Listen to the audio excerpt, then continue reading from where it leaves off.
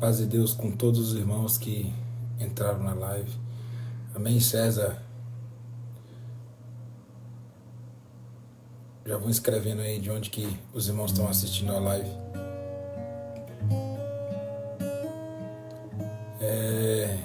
Emagreci bem, viu? Graças a Deus. É o seguinte, eu tô com um grupo aberto aqui do devocional que nós fazemos junto com os irmãos, e até o devocional a gente faz pela chamada. Só que aí eu decidi fazer aqui aberto para todo mundo ver, mas não vai ser bem um devocional não. Depois eu vou convidar um servo de Deus aqui, que vai falar das escrituras. Tem bastante conhecimento que Deus deu para ele. E eu tô com um violão aqui de 1, 2, 3, 4 cordas. Vou ver se eu consigo cantar um hino. Irmão César, o lançamento do devocional vai ser dia 20. Dia 20 agora. Eu tô ansioso já para poder liberar esse livro aí. E o lançamento do seu produto também, que eu tô junto aí na comunhão para ajudar o povo a crescer no digital. Vai ser dia 25, né? Eu vou ver aqui se eu consigo cantar com essas 4 cordas.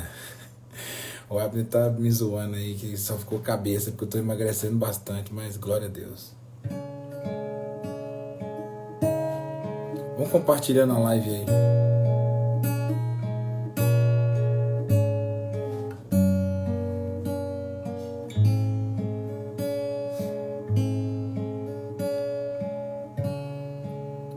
Cristo é potente para salvar. Seu nome é santo e poderoso. Socorre os seus e os ajuda a caminhar até o fim desta jornada.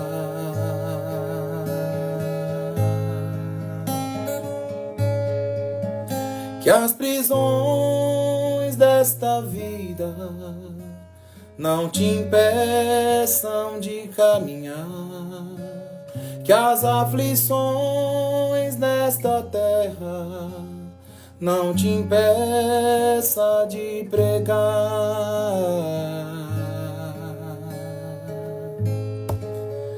Não se distraia no caminho, segue avante. Todas as coisas cooperam para o bem daqueles que amam ao Deus Criador do universo, enfim, ao Deus que enviou seu Filho pra morrer por mim e por ti. Ao vencer, todo poder lhe foi doado na terra e no céu. Ele venceu a morte e o pecado, e uma voz que brada então todos conseguem ouvir.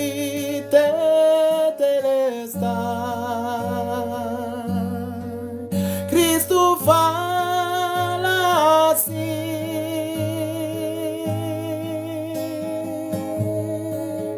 sua graça ele traz ao homem para transformar, muda um ser cheio de imperfeições para pregar. Então não deixe que as prisões te impeçam de lutar. Não deixe as distrações sua mente desfocar. Anuncia minha palavra, leve ela para alguém. Tanta gente em cativeiro, esperando um pão a Então siga adiante e serve ao teu Senhor. Ele é contigo, Ele é contigo.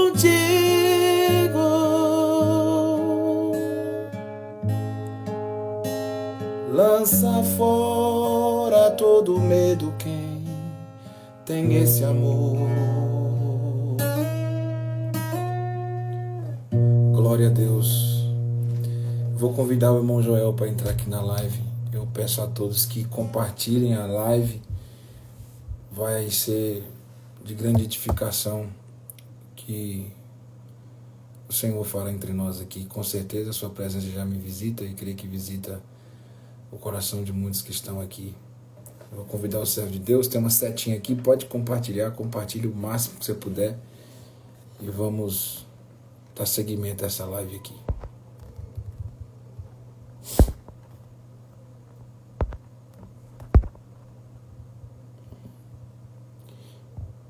Não, essa canção Deus me deu na comunhão aqui agora, falando do Senhor Jesus, né?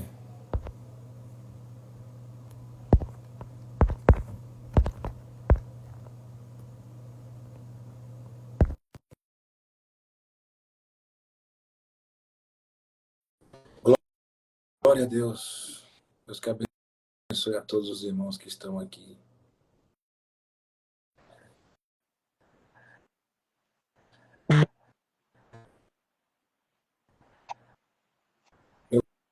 Meu amado irmão Joel, a paz de Deus, meu irmão.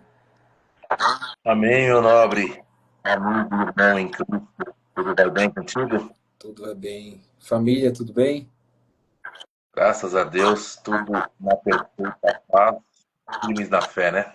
Glória a Deus. Então, hoje eu tinha... E aí, bastante correria? Como é que foi? Bastante correria aí? Eu saí lá correndo, fechei o estabelecimento e vim aqui. A alegria é poder falar das escrituras, cantar, é um prazer imenso. E aí Temos que cumprir. tem um grupo que a gente faz o devocional, e aí ia ter uma chamada fechada. Aí eu falei, não, vamos todo mundo pro ao vivo lá com o irmão Joel, vai ser uma maravilha. Deus preparou, estamos por aqui. Temos que cumprir o que Paulo ensinou a Timóteo, né? Ensine em tempo e fora de tempo. Glória a Deus. Se nós tivermos, temos que falar dele. Verdade. Se tiver como você dar um jeitinho no áudio aí, assim, se aproximar para ficar bem mais claro o áudio. Tá me ouvindo ruim? Agora tá bom. Pros irmãos, tá bom agora? Para os irmãos que estão na live aí, tá ok o áudio? Estão ouvindo bem? Deem um alô aí se estão ouvindo bem. Para alguns estão falhando, para outros estão legal.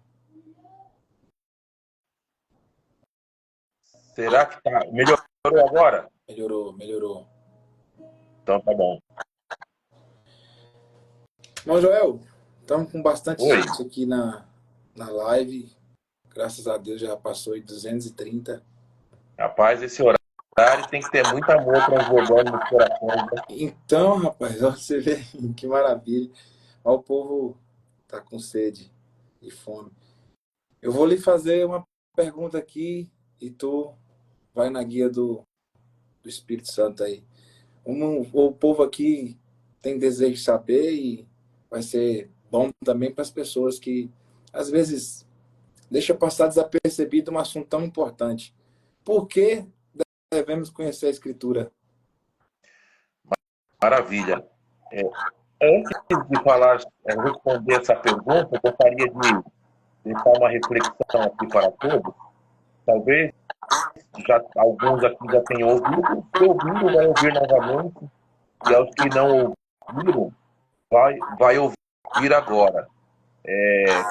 Quando o grande Rui Barbosa, grande escritor, e, quando ele inaugurou uma biblioteca, perguntaram a ele onde que ele iria colocar a Bíblia, onde Irmão deveriam Léo, colocar a Bíblia. o áudio, vê se você consegue chegar mais perto, assim, falar mais para cima. Tem uma hora que fica bom e tem uma hora que fica ruim. Vamos lá, ficou bom agora? Tá dando para ouvir? Se você falar mais alto, aí sim, de jeito aí tá bom. Volta então, aí a refletir. Vamos lá. O Rui Barbosa, quando ele inaugurou uma biblioteca dele, perguntaram a ele se aonde que ele iria colocar a Bíblia, onde deveriam colocar a Bíblia, né? E aí ele respondeu, não importa. E quando ele respondeu dessa forma, conjecturaram que ele estava desprezando a Bíblia. Mas aí ele prosseguiu e disse, não importa o lugar que colocarem, porque aonde colocarem, ela continuará sendo o que ela é. Se colocarem ela embaixo, ela vai ser a base de sustentação de todos os demais livros. Se colocar ela no meio, ela vai ser o coração de todos os livros. E se colocar ela em cima, ela vai ser a cabeça e a autoridade de todos os livros. Glória a Deus. Então, não importa onde a Bíblia vai estar.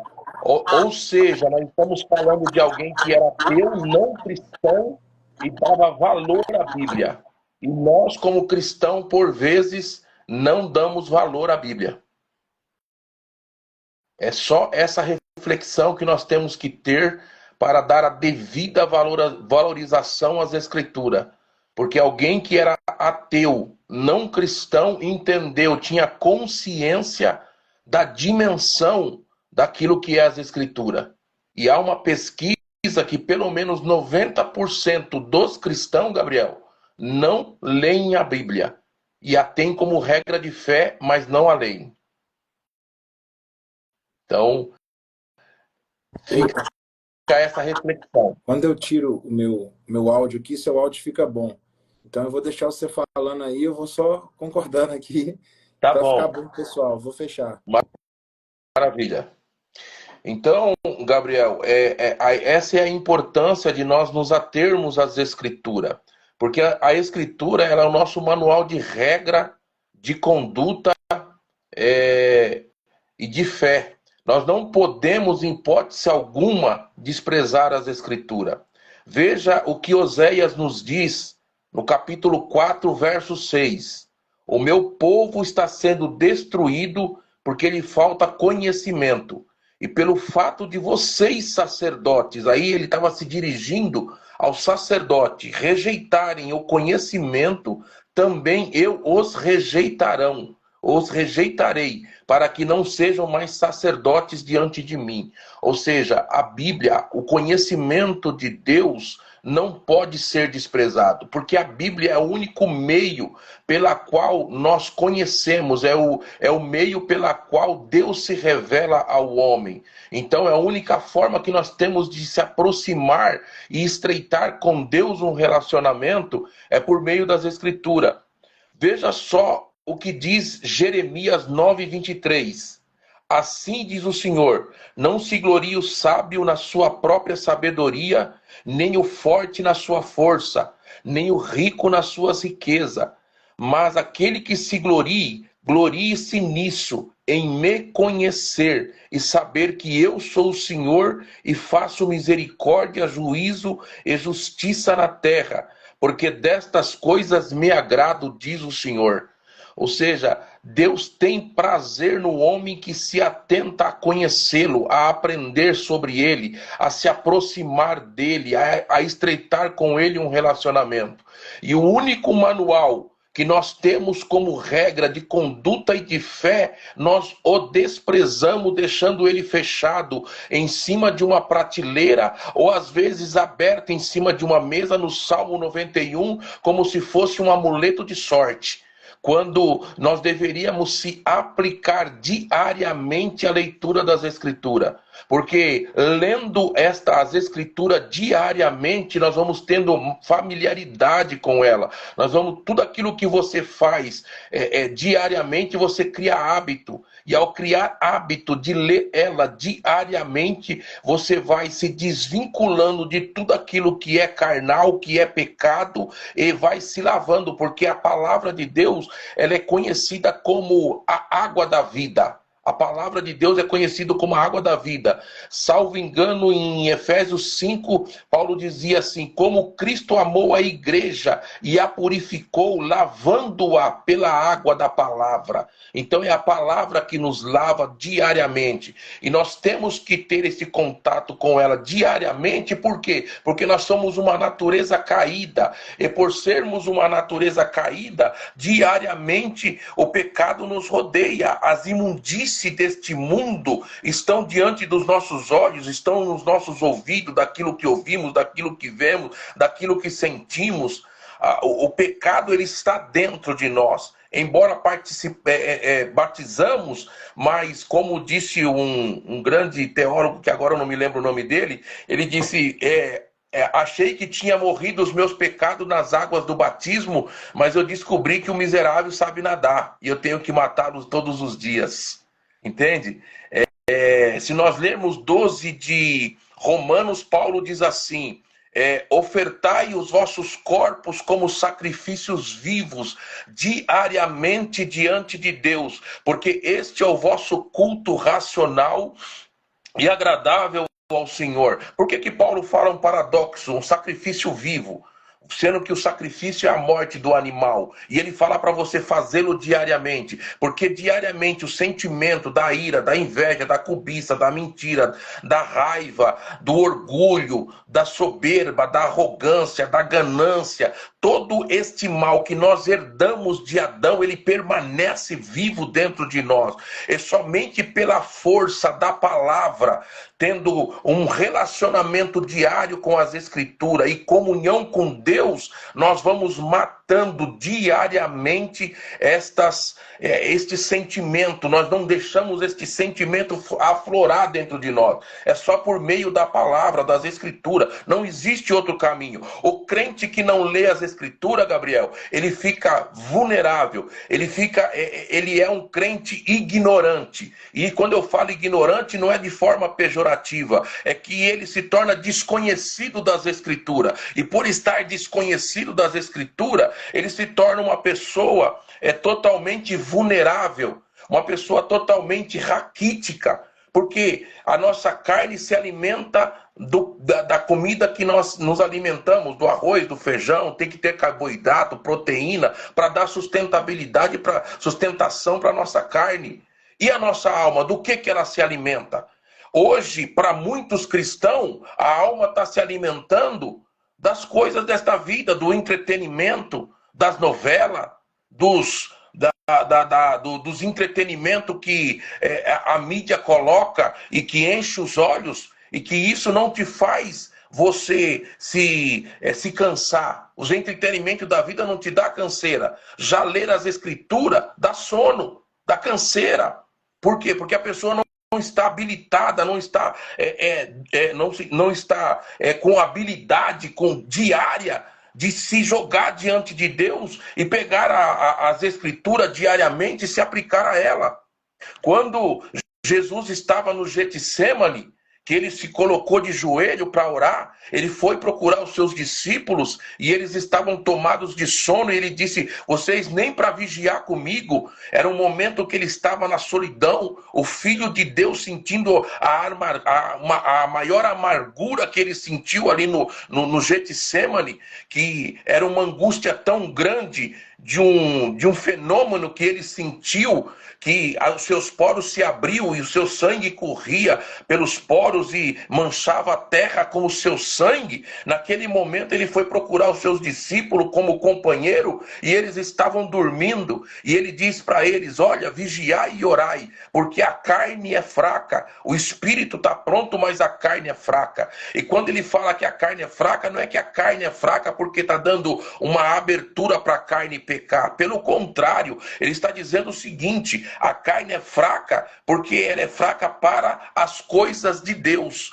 Quando você se dispõe a ler a Bíblia, dá sono, dá canseira. Quando você ajoelha, logo 2 minutos já começa a tua mente ir para os problemas da vida, para os boletos que você vai pagar amanhã, para os negócios que você tem que fazer, e daqui 2, 3 minutos você já está totalmente desconexo com a oração, porque a tua carne ela não é submissa, a tua carne ela não aceita o domínio do Espírito. Então Jesus disse: vigiai e orai, porque a carne é fraca. A carne é fraca para as coisas de Deus, mas para as coisas da carne ela é forte. A pessoa fica 2, 3 horas maratonando uma série no Netflix e não sente canseira. Ela fica 2 horas assistindo um jogo de futebol e não dá sono. Agora, quando se propõe a servir a Deus, a buscar a Deus, aí logo a carne se sente enfadada, dá enfado. E eu vou falar para você aqui de coração, de verdade, não é por presunção e nem por arrogância. As pessoas não aceitam o evangelho, ele é indigesto, não é um atrativo. As pessoas não têm prazer em ouvir o evangelho, que é a única fonte de proteína que nos protege, que nos dá sustentabilidade para no dia da guerra, para no dia da batalha. É importante, é glorioso sentir e ouvir uma profecia que fala a tua vida, que fala o teu nome, que entra dentro dos labirintos da tua alma e descobre os teus segredos. É glorioso e nós não estamos descredibilizando o dom de Deus, porque ele existe. Só que as pessoas focam somente nisso, e quando se trata de evangelho, ele se torna simplesmente desprezível. E ele é o pão da vida. É ele que nos dá alimento. Jesus disse: eu sou o pão da vida. Quando aquela multidão veio atrás de Cristo, e porque ele tinha multiplicado o pão e o peixe, eles não se vieram atrás de Cristo por causa da pessoa de Jesus. Eles vieram atrás de Cristo por causa do pão e do peixe multiplicado, Gabriel. E aí, o que acontece? No dia seguinte, tem uma multidão maior do que aquela que tinha. E eles falaram entre si: vamos aclamar agora, esse é o nosso rei. Esse é o rei que veio nos destituir de sob o jugo de Roma e tornar o reinado davídico novamente como o único reinado que vai nos tirar de todos esses sob jugo, e nós vamos viver a nossa vida aqui conforme nós vínhamos vivendo, dentro de uma base humanitária, dentro de algo totalmente humano. E aí, quando Jesus percebe todo o sentimento do coração daquela multidão que foi atrás dele querendo aclamá-lo como rei, esse é o Messias, esse é o nosso libertador. Quando ele apresenta o pão da vida e fala: eu sou o pão da vida. Os seus pais comeram maná do deserto, mas morreram. Quem comer deste pão nunca morrerá, nunca terá fome, porque ele te sustenta, ele te dá força, ele tem ingrediente o suficiente para te manter firme diante de mim e comigo um relacionamento. Ele é o pão que te faz nascer de novo, ele é o pão que te renova, ele é o pão que te desconstrói do velho para o novo, é que te enche das virtudes que você precisa para que a tua carne seja renegada, para que Cristo apareça em você, porque o velho homem não vai herdar o céu. E a nossa vida aqui, ela é muito rápida. Davi disse: é de 70 anos, e o que passar disso é enfado da carne. E quando Jesus percebeu que ele apresentou o pão da vida, Gabriel, a multidão começou tudo indo embora. Falou: não é esse o Cristo que nós queremos, não é esse o Cristo que nós desejamos. E ele olha para eles, e os apóstolos olham para Cristo e diz: mestre, dá uma segurada aí, porque a multidão está indo embora. E ele olha para eles e fala: vocês querem ir também? Vá com eles. Querendo dizer: eu não vou mudar o meu discurso, eu não vou mudar a obra, eu não vou mudar a estrutura daquilo que eu vim fazer para caber dentro de vocês. É vocês que têm que caber dentro da minha palavra. Ou seja, nós precisamos vir a ele pelo que ele é. Existe uma grande multidão e ela permanece. Quando nós falamos que alguém vai atrás de uma profecia, ele está indo interessado em quem? Ele está indo interessado em saber sobre si. em se livrar da sua prova, da sua angústia, da sua guerra, da sua perturbação, nunca está interessado na pessoa de Jesus, ou nunca vai perguntar: Jesus, o que tu requer de mim? O que eu preciso me abnegar? O que eu preciso me renunciar, me negar para me tornar semelhante à tua pessoa? Porque nós somos dotados de orgulho, de arrogância, de vaidade, principalmente pecados que são internos, que as pessoas, por vezes, fingem que não existe. O estereótipo externo é mais fácil de ver. A vaidade de um brinco na orelha, de uma gargantilha no pescoço, a vaidade de um cabelinho cortadinho, um risquinho na régua, é mais fácil de você enxergar. Mas e a vaidade interior da autoaprovação, do eu sou bom, de que eu faço, de que eu vou, de que eu tenho, de que eu faço virar, de que eu tenho virtude, de que eu vou lá e resolvo e atrai glória para si mesmo? E esta vaidade que precisa ser esvaziado de dentro de nós. Porque Jesus disse: sem mim nada podeis fazer. E a vara de si mesmo não pode dar fruto. Ou seja, nós somos vara seca. É impossível produzir alguma coisa sem ter Cristo no coração. É impossível você produzir algo desde que Deus não esteja em você. Se a seiva da videira não emanar em nós, é impossível eu, você ou qualquer um de nós produzir alguma coisa. Veja aqui que Paulo diz à igreja de Colossos. Eu vou falar isso aqui e já vou encerrar essa primeira parte. Olha aqui que Paulo diz à igreja de Colossos: por causa da esperança que vos está aguardada para vocês no céu. Desta esperança vocês ouviram falar anteriormente, por meio da palavra da verdade do evangelho, que chegou até a vós. Este evangelho está produzindo fruto e crescendo em todo o mundo, assim como acontece entre vocês. Presta atenção nisso aqui. Desde o dia que vocês ouviram e entenderam a graça de Deus na verdade. É muito forte isso aqui, irmão. A palavra de Deus multiplicou e deu fruto em Colossos e se espalhou pelo mundo desde o dia que eles ouviram e entenderam a graça de Deus na verdade. Ou seja, para mim produzir fruto, eu preciso entender, compreender a graça e o evangelho para depois cumprir. Jesus disse: primeiro vinde a mim, vós que estáis cansados e oprimidos, e eu vos aliviarei. Depois ele disse: ide. Então você primeiro vem, aprende, depois você vai e faz discípulo. Essa é a nossa missão. Por isso que nós temos que nos deleitar dentro das Escrituras, porque ela é a nossa base de fé, de regra e de conduta. Ela é a nossa bússola que nos leva ao céu. Nós não podemos deixar ela fechada, empoeirada dentro de uma estante, em cima de uma estante ou dentro de uma gaveta ou aberta no Salmo 91. Ela aberta no Salmo 91 se torna um amuleto de sorte. E ela não é amuleto de sorte. Ela, todo dia nós temos que debruçar em cima dela e buscar conhecimento de Deus, porque isso é remédio para a nossa alma. Glória a Deus. Glória a Deus. Realidade. A dormência, né? A dormência precisa se despertar e acordar. Mediante a isso que você falou aí, eu vou cantar uma canção e logo eu vou te fazer outra pergunta. Correto? Maravilha. Manda bala.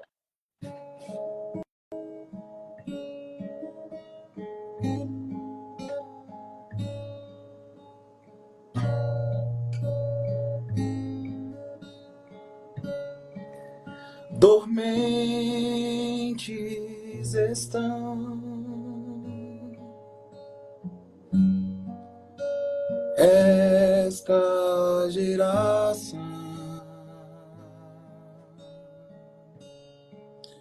se esquecem da palavra que é o pão,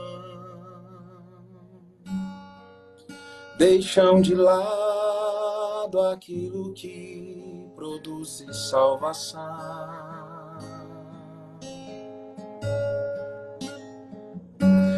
Usam as escrituras como um amuleto, mas não têm intimidade com seus escritos.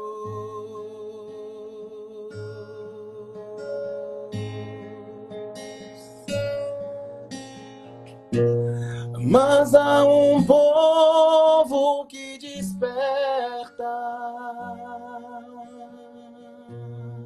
e ao chamado sente alerta,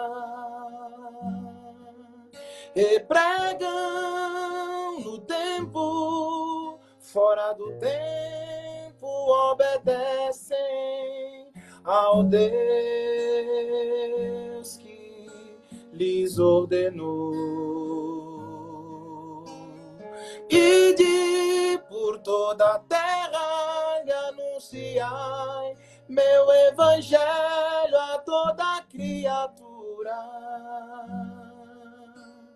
Vai e cumpre o ide, que muitos têm deixado de cumprir e já não querem mais negar a si.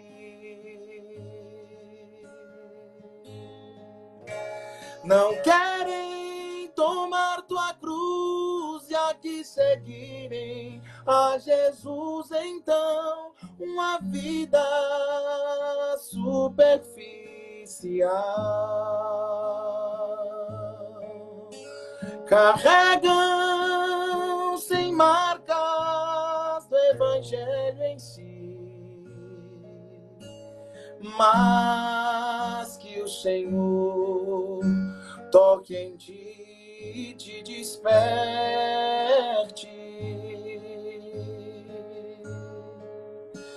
a orar com fervor, a adorar ao Senhor.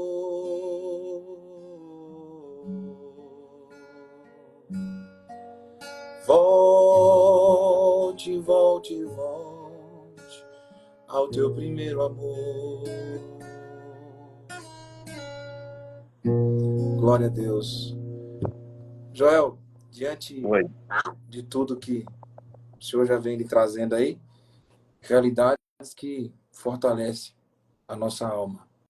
Mas tem um propósito. E qual é o propósito para poder adquirir conhecimento da Bíblia? Porque tem muita gente que ele aprende sobre as Escrituras, Deus lhe abre um conhecimento, entendimento, e daí ele usa esse entendimento não para edificar as pessoas, para falar da palavra, mas ele usa para poder desmoralizar alguém que é simples, que ainda não entendeu, que não foi aberto o entendimento, e aí já entra para o caminho do orgulho, da soberba. Qual que é o verdadeiro propósito? O que você tem a dizer sobre isso?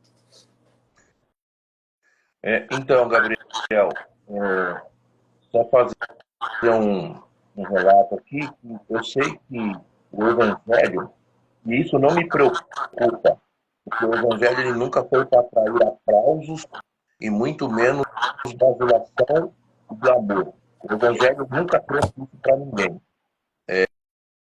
O Evangelho, o ofício do Evangelho é incomodar.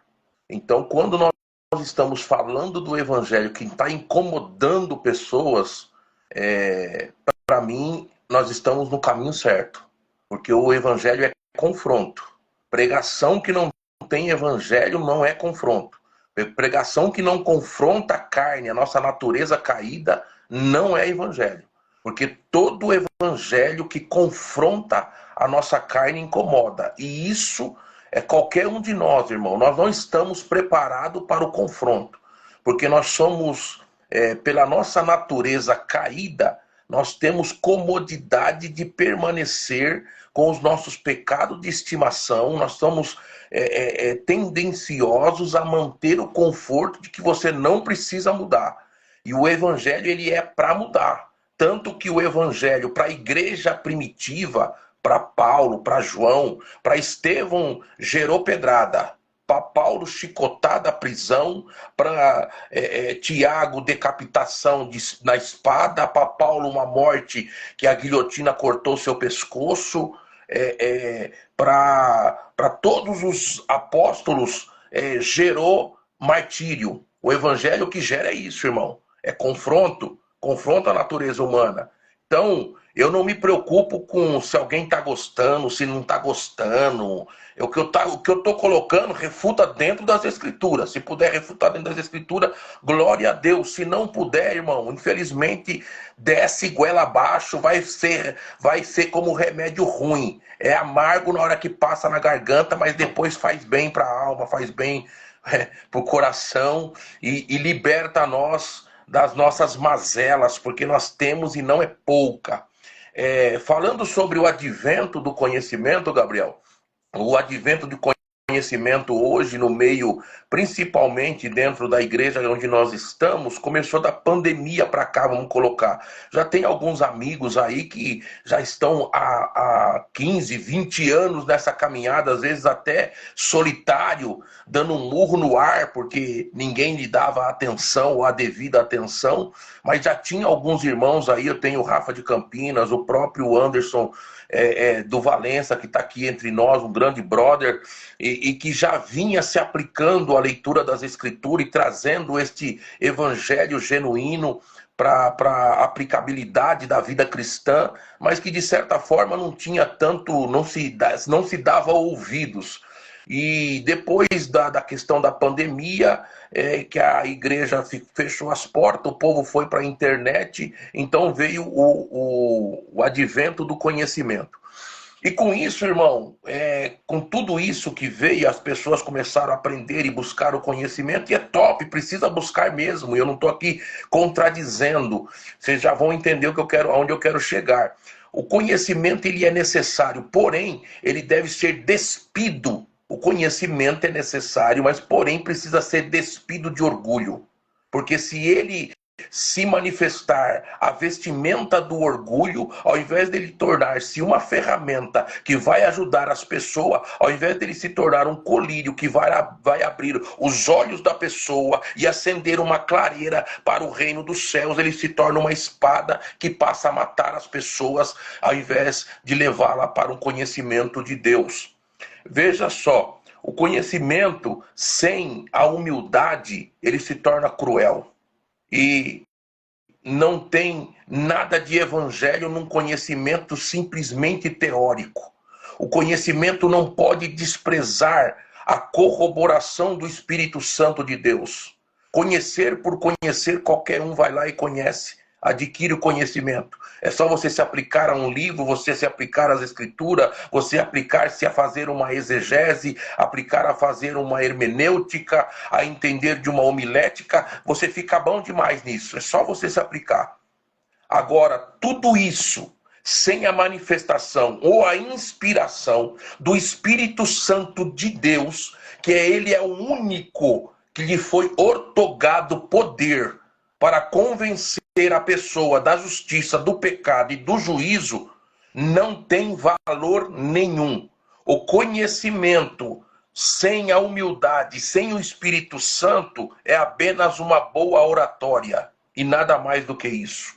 Quando ele, com humildade e tendo a manifestação do Espírito Santo que permeia os corações, que derruba as fortalezas de Satanás, que derruba os muros, que perfura, como a palavra que Paulo escreveu a Timóteo, que vai até a divisão da alma e do espírito, e que é apta, a Timóteo não perdoa, a igreja que escreveu o escritor de Hebreus, que vai até a divisão da alma e do espírito, e que é apta para discernir o segredo dos corações. Então esta palavra, ela tem possibilidade de nos transformar, porque o conhecimento, primeira coisa que ele tem que transformar é eu e você.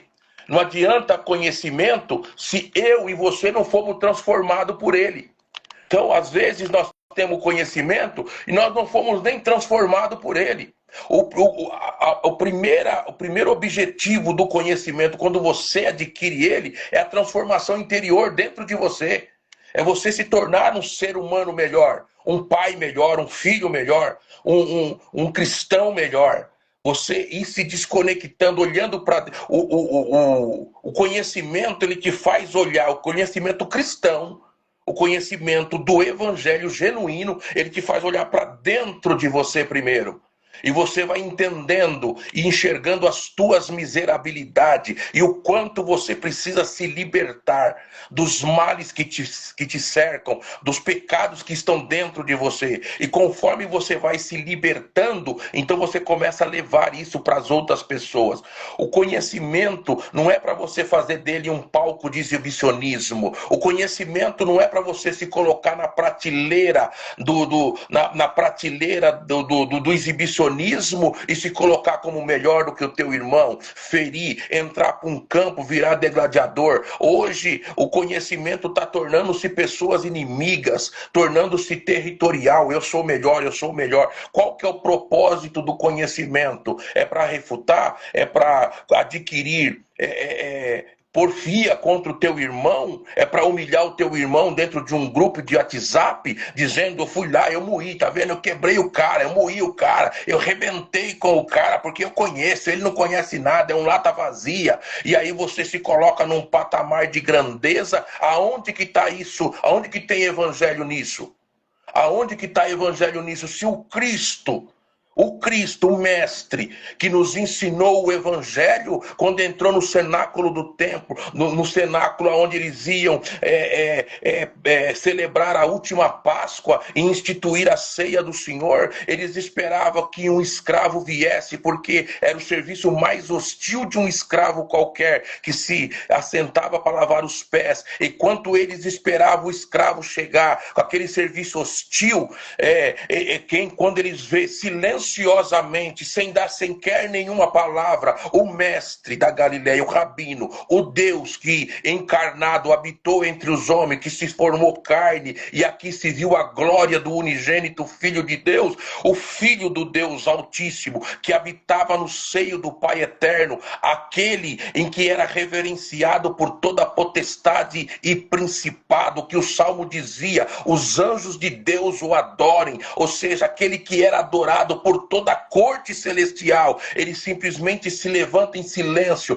pega a bacia, tira a túnica, coloca uma toalha na cintura, pega o cântaro, enche a bacia de água e vai no primeiro e começa a lavar os pés e depois secar aqueles pés cheios de barro, de poeira da caminhada do deserto. E quando ele chega em Pedro, Pedro fala: não, Senhor, a mim tu não lavarás os pés, querendo se colocar numa condição de que eu, como Pedro, não, tu és mestre, tu não vai lavar os meus pés. Então ele simplesmente olha para Pedro e disse: se eu não lavar os teus pés, você não tem parte comigo, você não entende o que eu estou fazendo agora, mas daqui a pouco você vai entender, Pedro. E antes de ele ir para a sala do martírio, que era lá no ribeiro de Cedron, no meio das oliveiras torcidas, aonde ele, como prensa, como oliveira seria prensado no lugar da prensa, ele olha para eles e fala: vocês viram o que eu fiz com você?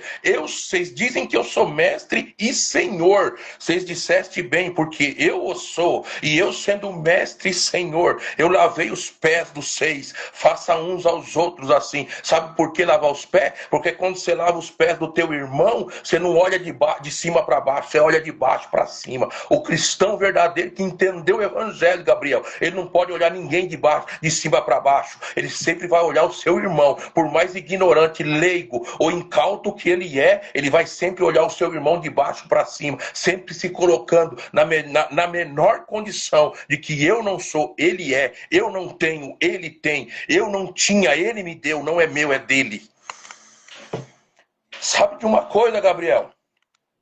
Eu me lembro que um dia, quando os apóstolos vieram, carregados de orgulho, feliz da vida, voltaram da missão que ele tinha mandado eles. Falaram: mestre, nós estamos voltando cheios de alegria, transbordando de alegria, porque nós fomos da missão que tu mandou. Lá nós vimos milagre, prodígio, cego enxergou, surdo falou, surdo ouviu, mudo falou, paralítico andou, e até os demônios se sujeitavam diante de nós.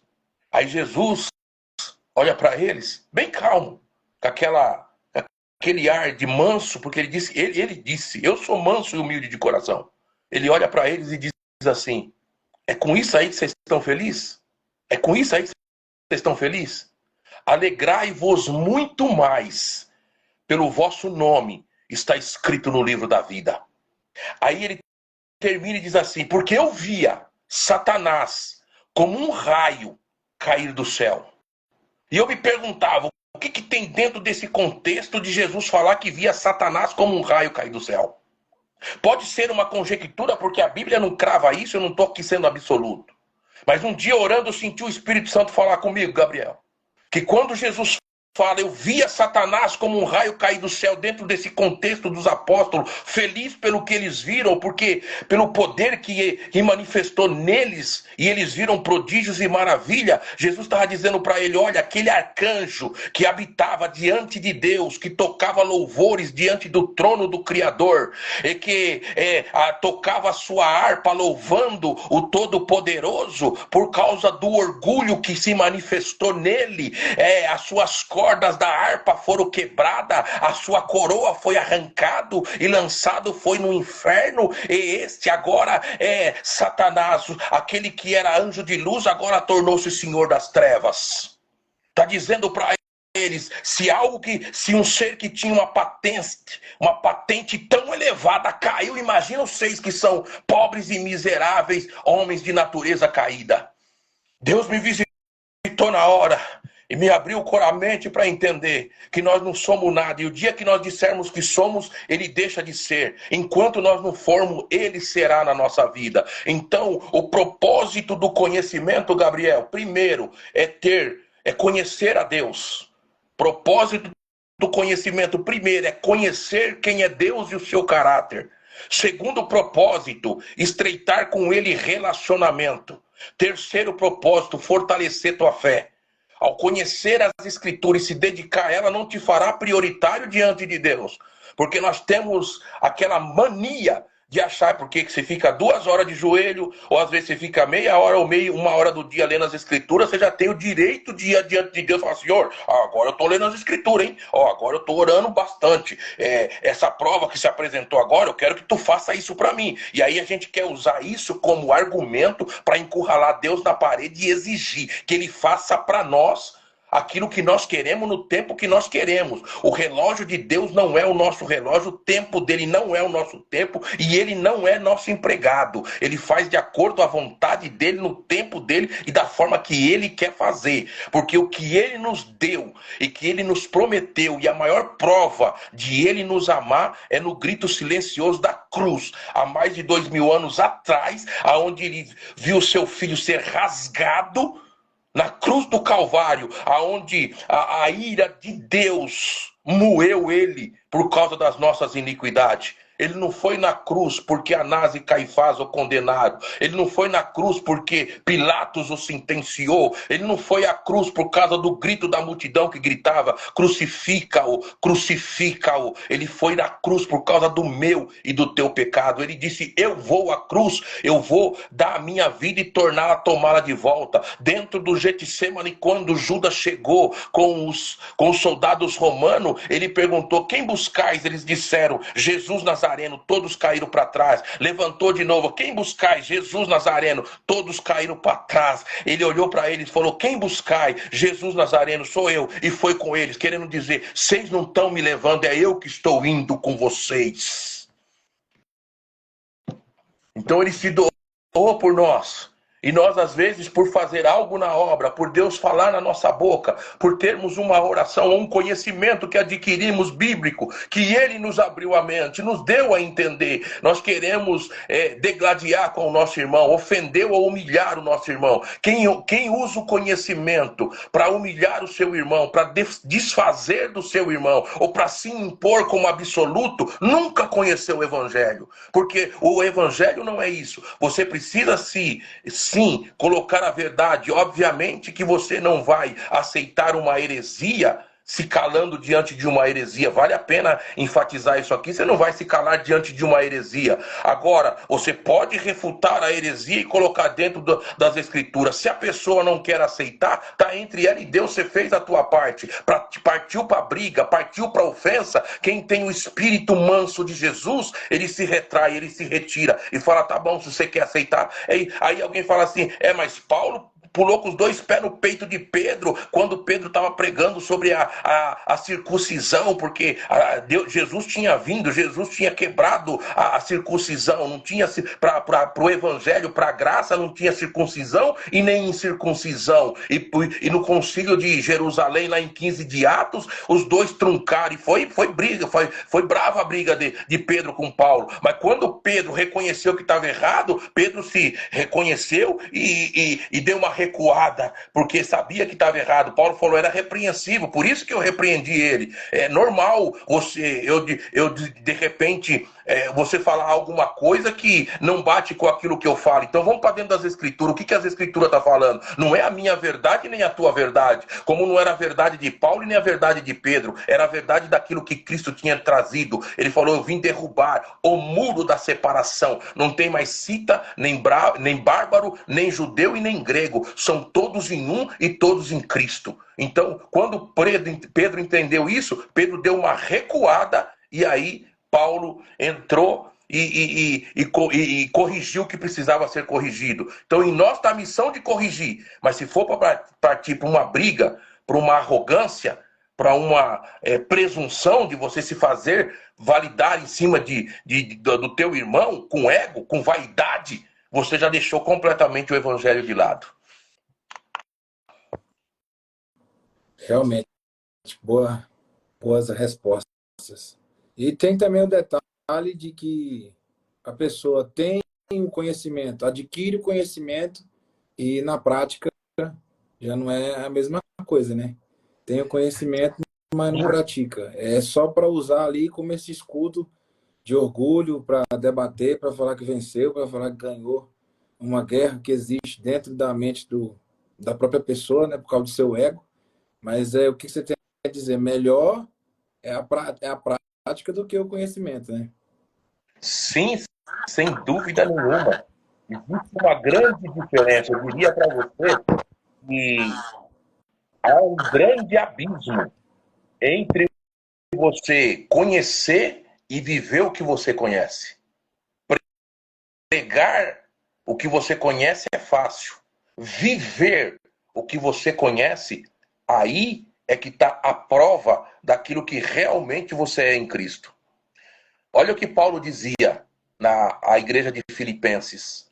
Eu esmurro o meu corpo e o reduzo à servidão, a fim de viver aquilo que prego, para que diante de vós não seja desqualificado. É forte isso, irmão. Paulo estava dizendo, Gabriel, eu subjugo a minha carne e o reduzo à servidão. Ou seja, eu fortaleço o meu espírito na pessoa de Jesus, fortalecendo-o no evangelho da graça, para que eu viva aquilo que eu prego, para que quando eu esteja pregando, eu não seja desqualificado diante de vocês, porque não vivo aquilo que prego. E existe aí centenas ou milhares de pregadores, e não estou dizendo só da CCB, existe de todas as denominações, que pregam, e é muito bonita, a oratória flui, o português é conjugado o verbo de uma forma épica, não tem como nem colocar defeito na forma, na fluidez das palavras, é intrepidez, é coisa fina, mas na hora de viver no dia a dia, apresentar aquilo que deveria ter aprendido com o mestre, não mostra, não demonstra. Paulo disse assim, eu gasto e deixo-me gastar por amor de vós, ainda que cada vez amando-vos mais, seja cada vez menos amado. Ou seja, eu posso cada vez ser menos amado, mas eu continuo me gastando e deixando me gastar por amor de vós e amando vocês mesmo eu não sendo amado. Olha o que Paulo diz quando ele está dentro da masmorra em Roma, já com a sua morte prevista, porque quando ele escreveu a última carta a Timóteo, ele sabia que não ia sair mais da cadeia, aquela seria a última dele. Ele olha ele escreve para Timóteo dizendo que Tito abandonou ele, que Lucas foi para Éfeso, outro foi para Damácia, outro para Galácia, Demas amou o presente século e o abandonou. Olha o que Paulo fala: Senhor, não lhes imputes este pecado. Esse é o sentimento daquele que disse: sede meus imitadores, assim como eu sou dele, de Cristo.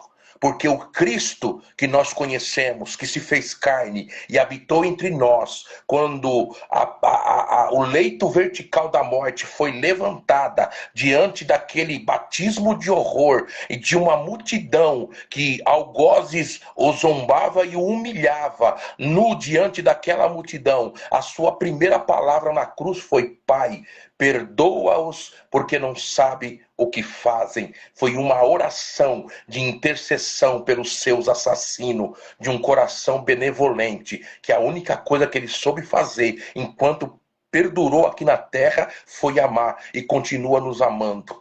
E muitas vezes nós pregamos amor, mas não amamos. Pregamos caráter, mas não temos. Pregamos sobre engano, mas enganamos. Pregamos sobre mentira, mas mentimos. Pregamos sobre como tratar bem os filhos, mas não tratamos. Pregamos sobre como tratar bem a esposa, e a esposa fica largada em casa e sai para cima e para baixo a orar com os profetas, e a esposa e os filhos ficam dentro de casa largado, sem ter a companhia do pai, sem ter o amor do pai, sem ter o compromisso de cuidar da casa. A esposa fica abandonada com os filhos. Aonde tem evangelho de Cristo nisso? Sai pregando, cuidando da casa de todo mundo, mas não cuida da casa dele.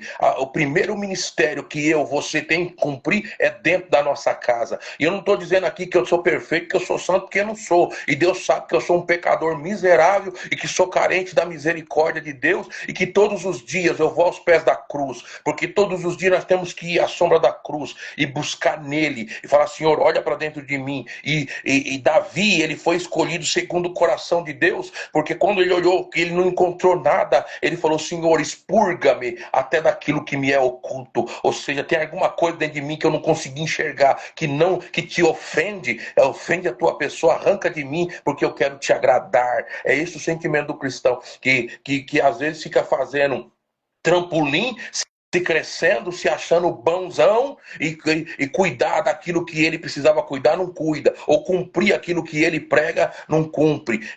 Vai para a igreja apenas para arrastar a multidão, fazer para cá, para ser o cara. Eu fiz virar, eu virei, eu fui lá e virou. Eu fui lá e depois acabou o culto, é telefone para cá, é convite para cá, é convite para lá. Isso não é evangelho, irmão. Isso não é evangelho. Isso é grandeza humana. Isso é manifestação de ego. É isso, aquilo que Paulo falou: o teu Deus é o teu próprio ventre. Você não faz para a glória de Deus, você faz para a glória humana. E quem faz para a glória de Deus, faz para Deus sem se aparecer, independente daquilo que ele vai receber, se é pancada, se é desprezo, se Paulo não estava preocupado, Paulo chegou uma época, só para terminar essa parte aqui, Gabriel, só para você ter uma ideia, Paulo chegou um momento que ele estava pregando o evangelho em Cesareia. Primeiro ele estava em Tessalônica, e lá ele foi rechaçado em Tessalônica. Os judeus perseguiram, levantaram um montinho dele lá, mas arrebentaram, pegaram Paulo na pancada, irmão. Foi lixamento. Colocaram ele na roda mesmo e lixaram Paulo. E aí quando Paulo tá lá moído, eles estavam quase matando Paulo já, chega um procônsul lá e consegue livrar Paulo, enviado por Deus, consegue tirar Paulo do meio deles, e faz Paulo subir umas escadarias e ia prender Paulo na prisão da fortaleza. E quando Paulo tá subindo, irmão, ó que coisa linda, Gabriel, quando Paulo tá subindo todo machucado, deveria estar todo cheio de hematoma, olho inchado, boca inchada, porque aonde pegava os caras batia, dando bordoada, pancada. E aí Paulo para no meio da escada, olha para aqueles homens, pede um sinal de silêncio. Quando faz silêncio diante da multidão, tá escrito isso lá em 22 a 23 de Atos, ele fala para a multidão: eu era semelhante a vocês. Eu também persegui esse caminho. Eu também persegui os cristãos que eu considerava como seita. Mas quando eu estava a caminho de Damasco, eu fui interceptado como um abortivo. Uma luz que me cercou e me derrubou no chão. Eu não ouvi. Eu ouvi uma voz que me dizia: Saulo, Saulo, por que me persegue? E eu perguntei: quem é, Senhor? Eu sou a Jesus a quem você persegue, Saulo. E duro é para ti recalcitrar contra os teus aguilhões. O que faz o Senhor? Vai vai para a rua direita e lá numa casa você vai ficar e eu vou mandar um profeta, um discípulo lá para orar por você e te dizer o que você tem que fazer. Chegou Ananias, enfim, para resumir, ele começou a pregar para aquele povo e quando ele viu já estava anunciando o evangelho para aquela multidão de novo. Tiveram que arrastar ele, jogar ele para cima, porque a alegria dele, moído, quebrado, mas a alegria dele era anunciar o evangelho. Naquela madrugada, 40 judeus, Gabriel, se juntaram e fizeram um pacto sob juramento de maldição. Nós não come e nós não bebe enquanto nós não vê Paulo morto. E aí quando eles pegam o sobrinho de Paulo, Gabriel, ouviu eles fazendo a emboscada, combinando a emboscada, chegou para Paulo e falou: tio, olha, estão fazendo a emboscada, vamos pedir para o procônsul trazer o senhor, que eles querem fazer umas perguntas aí, mas que nada, quando trazer eles vão matar o senhor. Então vai lá, corre e conta para o procônsul. Aí o sobrinho de Paulo foi lá e contou para ele, e ele com medo, porque ele não via nada em Paulo que justificasse pena de morte, e naquela madrugada ele mandou pegar 70 flecheiros, 200 soldados, mais 200 cavaleiros, e pega Paulo, e tira Paulo de Cesareia, e leva Paulo para Roma até o governador Félix, para que lá ele pudesse passar a sua audiência e ser julgado. O homem que por onde passava, dentro de Atenas, no meio daquele povo religioso que tinha mais Deus do que pedra em rua sem asfalto, Paulo começa a olhar aquilo e o espírito de Paulo se indigna. Ele estava todo arrebentado e podia falar: Deus não está comigo, Deus não me ama, olha a minha situação, olha como eu estou. Ele simplesmente olha para aqueles homens e começa: varãos atenienses, vocês são religiosos, estou vendo que vocês têm aqui um monte de imagem, mas entre todas essas imagens eu vi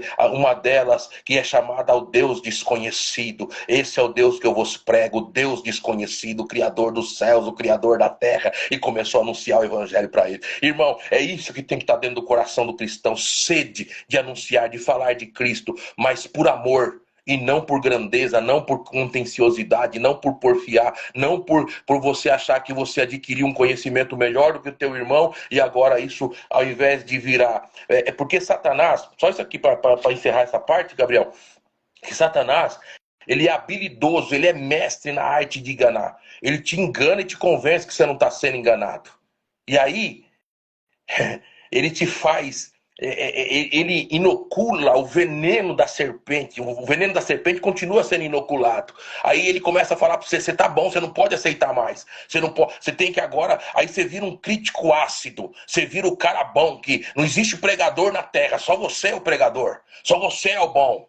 Aí você não consegue mais comer da boca de um velhinho que nunca teve um acesso a um conhecimento, que nunca aprendeu, que nunca conseguiu ler as escrituras porque não sabe nem ler.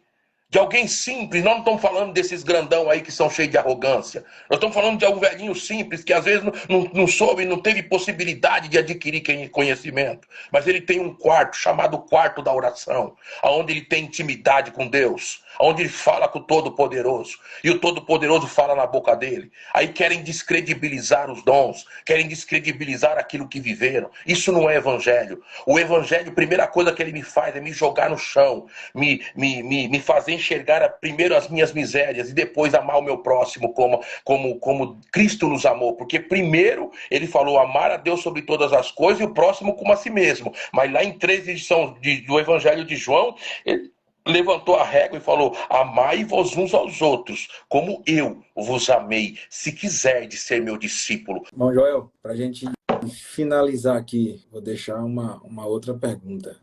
Diferença entre conhecimento e sabedoria? Diferença existe, né? Coisas distintas. Existe. São coisas distintas, né? O conhecimento, Gabriel, é aquilo que você adquire pela tua busca, pela tua dedicação, pelo teu aprimoramento, pela tua doação. Você vai e se debruça em cima dos livros, em cima das escrituras, e você adquire o conhecimento. A sabedoria é como você aplica aquilo que você conheceu. Vou te dar uma base aqui para você entender. Conhecimento é você saber que o tomate é uma fruta. E sabedoria é você não colocar ele na salada de fruta. resume-se nisso. A sabedoria é a mesma coisa que um médico. Ele tem conhecimento para entender que você tem uma doença. Agora ele precisa ter sabedoria para aplicar o medicamento certo na medida certa para curar você da tua doença. Ele pode ter conhecimento.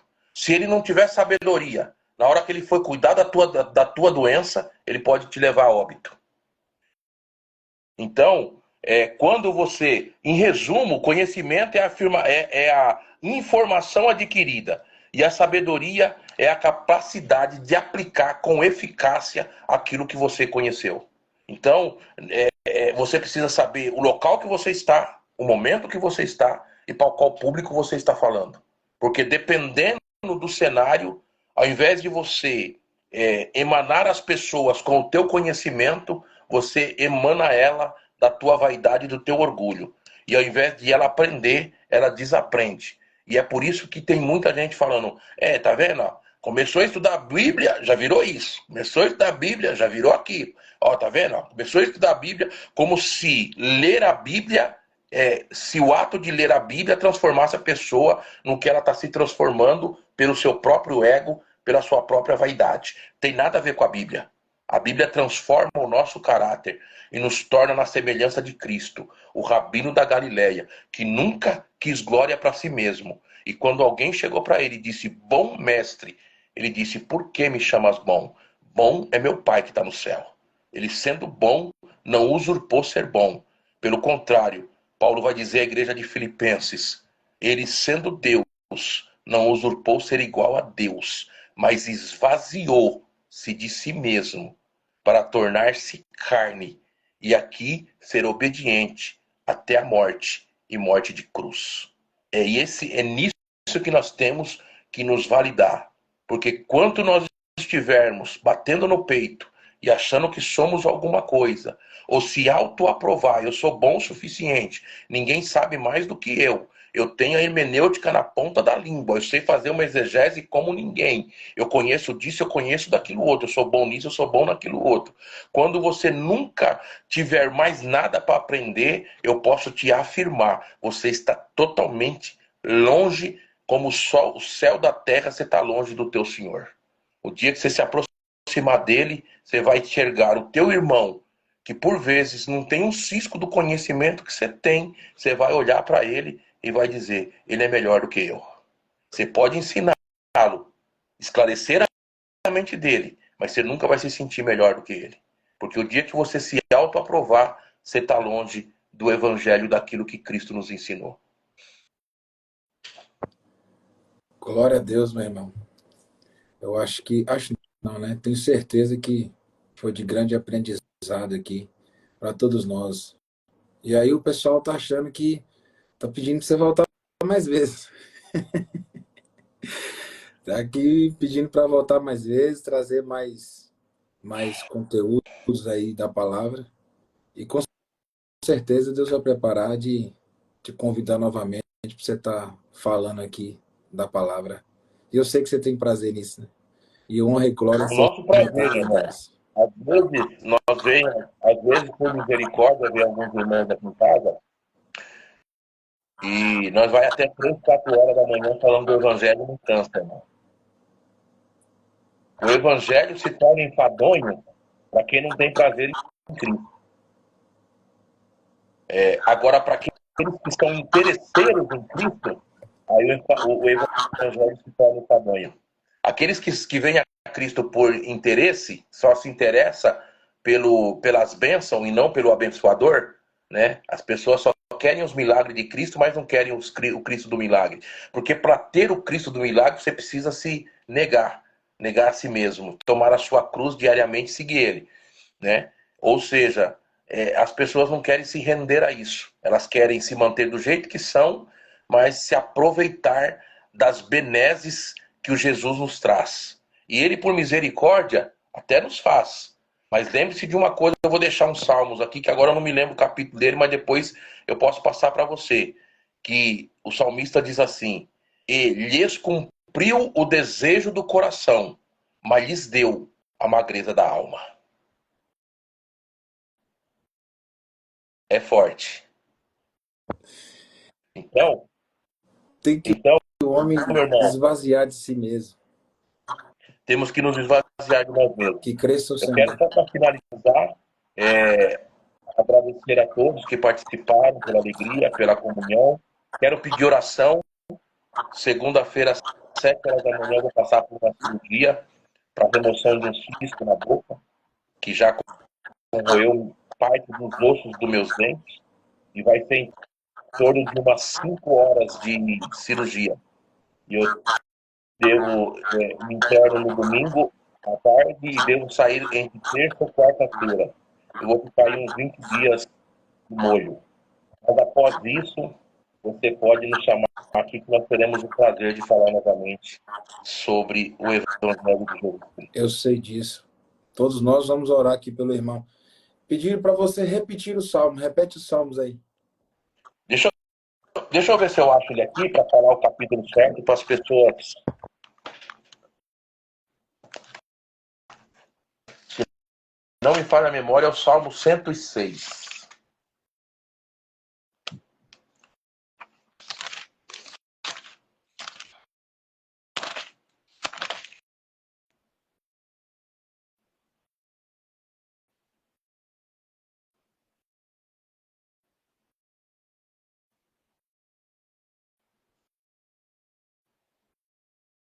Eu sou ruim de gravar, mas os Salmos diz assim, depois é só pesquisar no Google lá que ele dá. Os Salmos diz assim, e cumpriu-lhes os desejos, mas lhes deu a magreza da alma.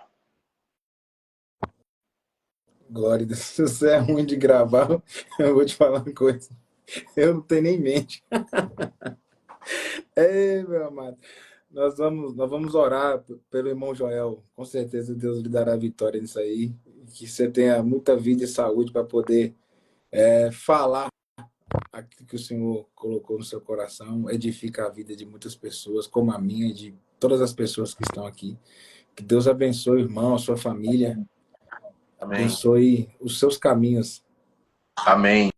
E temos certeza que depois que você melhorar, nós vamos trazer você aqui de novo. Estão perguntando onde é a minha comum, eu esqueci de me apresentar. A minha comum é em Alphaville, Conde 2. Lá tem duas igrejas lá, né, na verdade. No Conde, tem a Irmandade do Alphaville Barueri e tem a Irmandade do Conde 2, que é de Santana de Parnaíba. Provisoriamente nós estamos fazendo os cultos lá, que é onde o nosso irmão Ricardo é ancião, e nós estamos fazendo o culto lá até abrir a nova igreja, que se Deus preparar logo, logo a gente vai iniciar a construção da nova igreja e depois nós vamos para lá. Nossos cultos é de terça, quinta e sábado. Glória a Deus. Canta um hino aí para encerrar. Eu fiquei impressionado foi com esse monte de gente que ficou aqui até agora, hein? Glória a Deus. É porque o assunto é bom, é coisa do céu.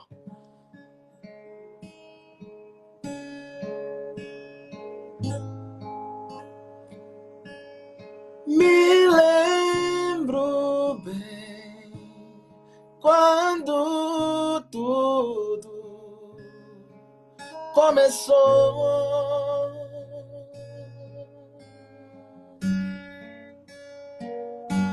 O teu louvor era mais perfeito, te encontrava mais de joelhos, mas o tempo se passou e o seu amor por mim se esfriou. Tua adoração tornou um grande deserto. Tu me adora com os lábios, mas teu coração não sinto. Mas hoje eu decidi te enviar um anjo. Com uma carta declaro a igreja de Éfeso. Volta ao teu primeiro amor.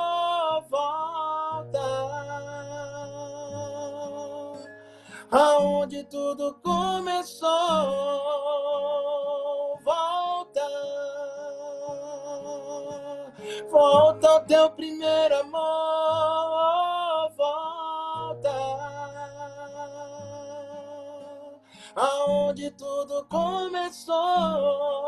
Você já sabe o caminho de casa, então minha filha, meu filho, volta pra casa. Então volta, volta agora. Mas eu errei, Senhor, mas eu caí, Senhor. Então levanta de onde tu caiu, recomeça. Mas ouça o que o Espírito de Deus tem a dizer à igreja. Quem tem ouvido, ouça. Ouça o anjo que vos prega.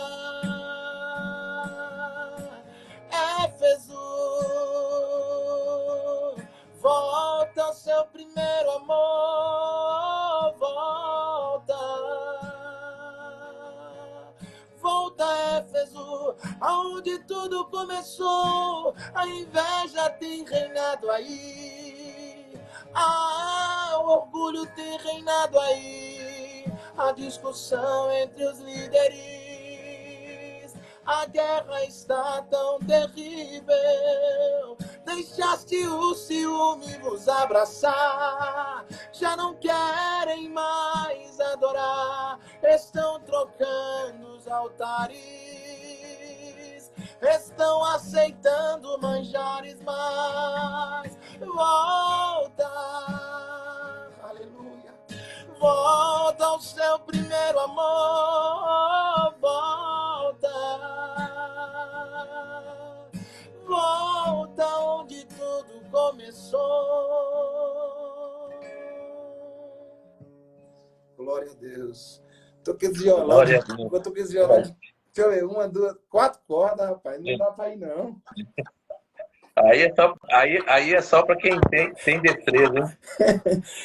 Rapaz, foi um prazer. Deus que abençoe aí por tudo. Deus que abençoe os irmãos que ficaram aqui até agora conosco nessa live, que foi de grande proveito para mim, de grande proveito. Estou muito feliz. Deixa eu falar uma coisinha aí, Gabriel. Se você puder silenciar aí. Silencia agora. Só deixar uma coisa bem clara aqui para todos que estão na live, que a minha crítica contra os críticos que falam da denominação não é com maldade e nem com presunção. É porque eu consigo enxergar, Gabriel, nessas pessoas, não é o objetivo de anunciar o evangelho, mas de transferir um sentimento de ódio, de ressentimento por aquilo que eles sofreram dentro da igreja. E eu não vou dizer que não sofreram.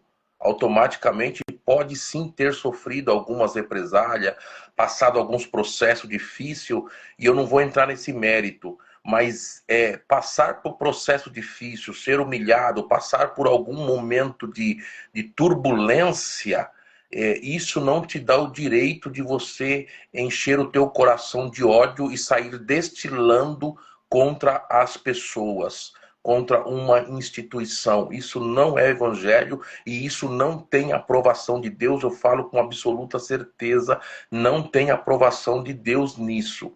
Então, fala do evangelho, fala de Jesus, esquece placa de igreja, que placa de igreja não salva ninguém, irmão. O que salva é Cristo. Então, prega o evangelho, para de destilar ódio, que vai ser muito melhor e vai ser para a própria salvação da pessoa.